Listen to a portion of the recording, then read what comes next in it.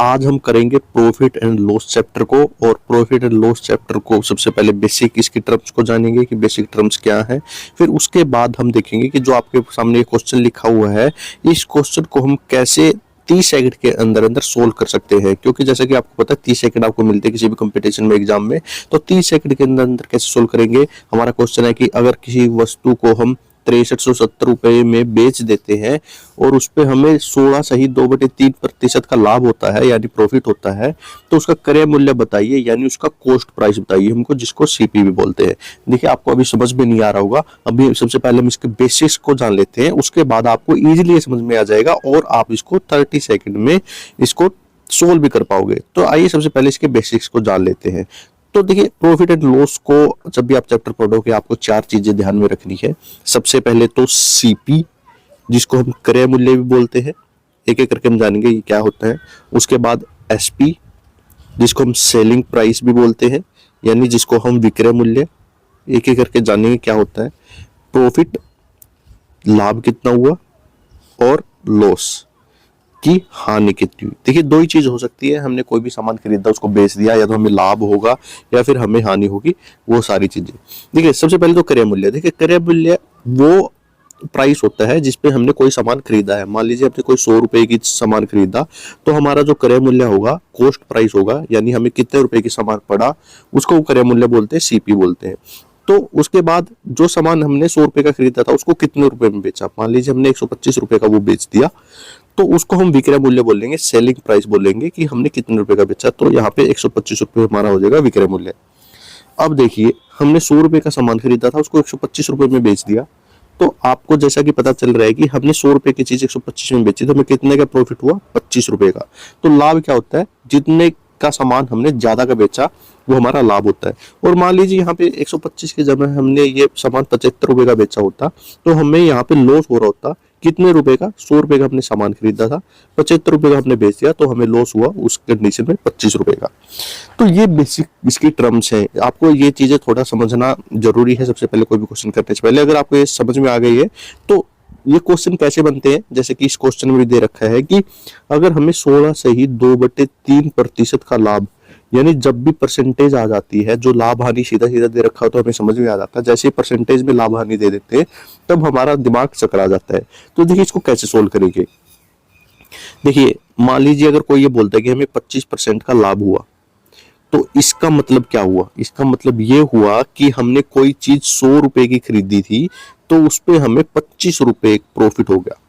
तो परसेंटेज का मतलब होता है कि 100 की चीज पे हमें कितना प्रॉफिट हुआ। अगर ये 25% हानि होती तो हमें 25 रुपए की हानि होती, किस पे, 100 रुपए की पे। यानी कि हमने अगर 100 रुपए की चीज खरीदी होती और 25 की हानि होती, तो हमने कितने की चीज बेची, वो 75 रुपए की, यानी हमें हानि कितने की हुई, 25 की। तो जो भी होता है ये हानि की और लाभ, वो आपने जैसा कि देखा जितने रुपए की हमने खरीदी थी उस पे होता है। यहाँ पे ये चीज सबसे इंपॉर्टेंट है इस प्रॉफिट एंड लॉस के चैप्टर में, कि जो भी हमें प्रॉफिट या लॉस होगा वो हमेशा हमें कॉस्ट प्राइस पे होगा, यानी जिस मूल्य पे, जिसको हम हिंदी में क्रय मूल्य बोलते हैं, जिस मूल्य पे हमने सामान को खरीदा है उस पे हमेशा हमें प्रॉफिट और लॉस होगा। यानी कि अगर आपको कोई बोले कि 25% का उसको लॉस हुआ है, इसका मतलब ये हुआ 100 का सामान खरीदा था और 25 रुपए का उसको लॉस हुआ है। तो अगर आपको ये चीज समझ में आ गई, जैसे कि इस क्वेश्चन में भी दे रखा कि 16 से ही 2/3% का लाभ हुआ, यानी कि हमने कोई चीज 100 रुपए की खरीदी थी, उस पे उसे 16 से ही 2/3 रुपए का फायदा हो गया। परसेंटेज का मतलब ये है कि उसको 100 रुपए की चीज खरीद के उसने बेची वो 116 से ही 2/3 रुपए की, इसका मतलब ये हुआ। तो चलिए क्वेश्चन को सोल्व करके देखते हैं कि हमारा क्वेश्चन कैसे सोल्व होगा। तो इसको हम यहाँ से पहले हटा देते हैं और आइए अब क्वेश्चन को सोल्व करके देखते हैं हमारा क्वेश्चन कि कैसे सोल्व होगा।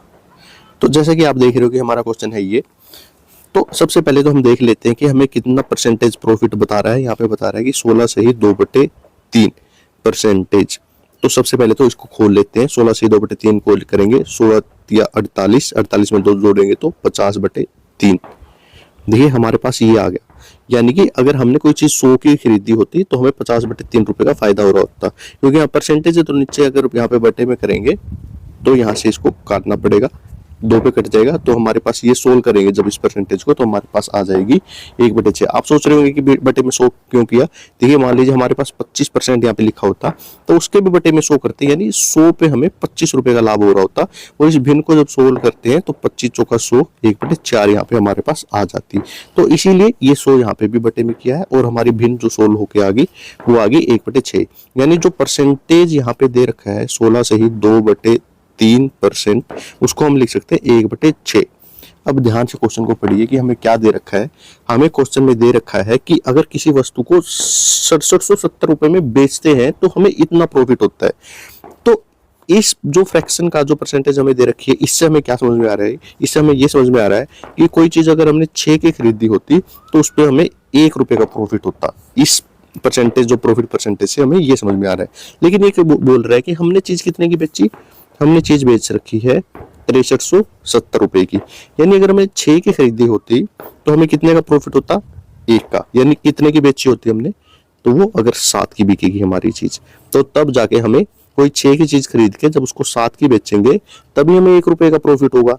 तो यानी हमारी जो सेलिंग प्राइस आएगा वो आएगा 7 रुपए। लेकिन हमने सेलिंग प्राइस कितना दे रखा है, सेलिंग प्राइस यहाँ पे हमें दे रखा है 6370 रुपए।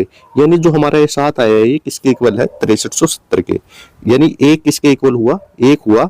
जब इसको 7 से डिवाइड करेंगे तो हमारे पास आएगा 7 9 63, 7 1 7, 910 रुपए। देखिए 7 की वैल्यू थी 6370 रुपए, लेकिन हमने क्रय मूल्य कितना माना था, 6 रुपए। 1 की वैल्यू है 910 रुपए, जैसे कि हमने यहाँ से निकाला, तो 6 की वैल्यू कितनी होगी, तो 910 से जब मल्टीप्लाई करेंगे, क्योंकि 6 हमारा क्रय मूल्य हमने माना था कि अगर हमारी 6 की चीज होती तो 1 का प्रॉफिट होता, तो हमारा सेलिंग प्राइस आता हमारा 7 रुपए। तो 1 की वैल्यू हमारी आई है 910 रुपए। तो वैसे ही 6 को जब 910 से गुणा करेंगे तो यहाँ पे आएगा 600, 6 कम 6, 6 निमा 54। तो हमारा जो क्रय मूल्य आएगा वो आएगा 5460 रुपए। यानी अगर हमने कोई 5460 रुपए की कोई चीज खरीदी थी और उसको अगर हम 6370 रुपए में बेचते तो हमें 16 से ही 2/3% का प्रॉफिट होता। तो हमें ये दोनों चीजें दी गई थी और हमें ये क्रय मूल्य निकालने के लिए बोला गया था, तो हमारा आंसर होगा 6460 रुपए। तो अगर आपको इस तरह की वीडियो और इस तरह के अगर आप मैथ सीखना चाहते हैं तो चैनल को लाइक शेयर सब्सक्राइब जरूर कर दीजिए, क्योंकि आगे हम कंप्लीट मैथ का पूरा कोर्स इस चैनल पर लेके आने वाले हैं। अगर आपका कोई डाउट है तो कमेंट बॉक्स में जरूर लिखिएगा। वीडियो देखने के लिए आपका बहुत बहुत धन्यवाद।